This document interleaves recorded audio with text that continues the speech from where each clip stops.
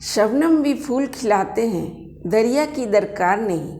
ऐ दोस्त मंजिल तय करें हम, रास्ते का इंतज़ार नहीं। फ्रेंड्स, मैं हूँ रेखा शर्मा, स्टोरी राइटर। मेरे चैनल अपनी थॉट में आप सबों का स्वागत है। फ्रेंड्स, यदि आप इस चैनल पे नए हैं तो मेरे चैनल को अवश्य सब्सक्राइब करें और बेल आइकन को अवश्य दबाएं, ताकि जो भी मैं वीडियो अपलोड करूं उसकी नोटिफिकेशन आप तक जल्द पहुंचे। आज की कहानी आप सुने मेरी जुबानी। कहानी का शीर्षक है और तुमने क्या दिया।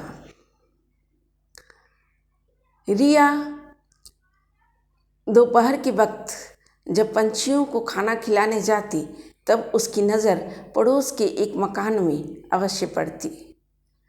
उस मकान में एक इंसान निकलकर नित्य दिन जाता, मगर रिया के मन में कई सवाल छोड़ जाते कि इस लॉकडाउन की बंदी में वह इस दोपहरी में कहाँ जाता है, जबकि पूरी दुनिया अपने घरों में बंद है और लोग लॉकडाउन की बंदी में किसी से मिलना भी पसंद नहीं करते।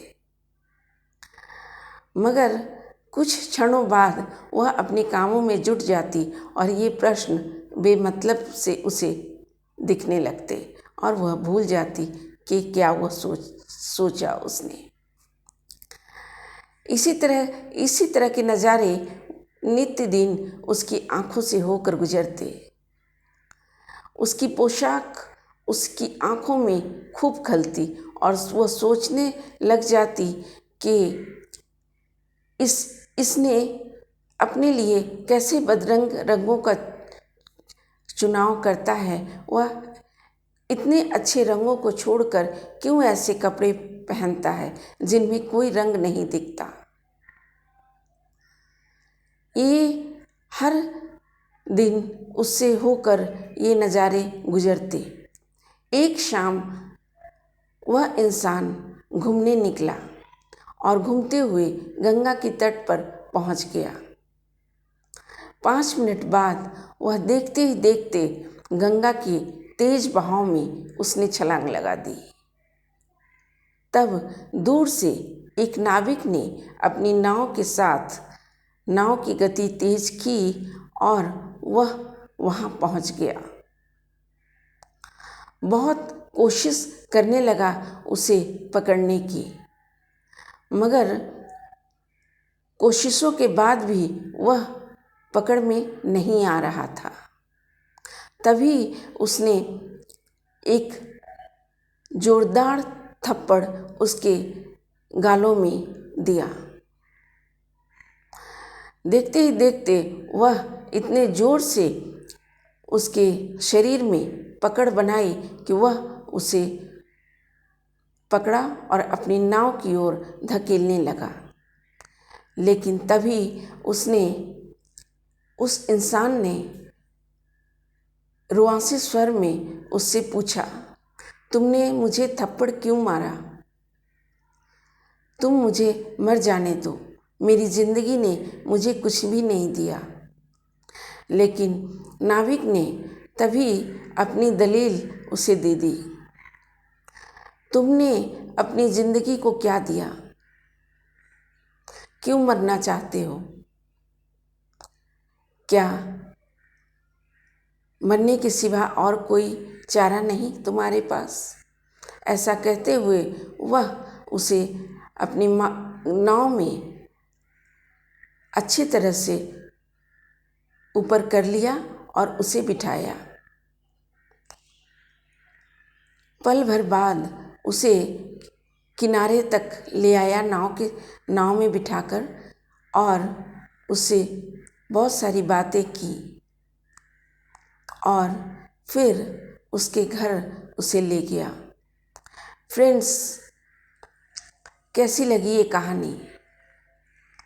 सच, उसने शायद जीवन का सार समझ न सका, या फिर समझा तो उसे उस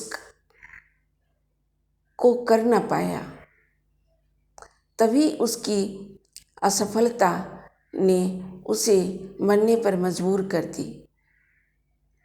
क्या सबकी सोच ऐसी होनी चाहिए? क्या फिर मरना ही एक जिंदगी का उपाय तो नहीं? क्या इस कहानी में कौन सी बातें उसे दृढ़ निश्चयी बना सकती है?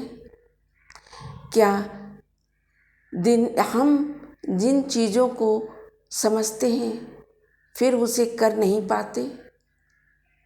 नाविक ने उसे एक बात कही, और तुमने क्या दिया? लेने